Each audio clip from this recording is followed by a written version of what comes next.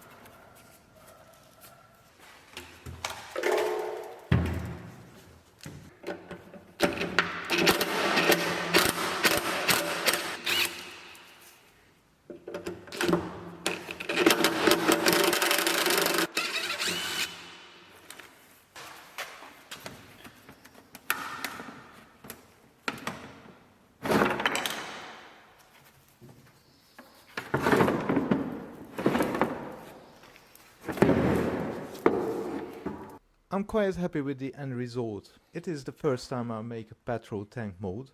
The next time will be better for sure, when I make the ZRCarbon petrol tank. On the mold, a few sections have to be repaired. There is an edge where it has to be filled out again with some gel coat and sand it down, polish the whole mold and get prepped ready for the carbon fiber. Thanks so much for watching. Subscribe for the next one.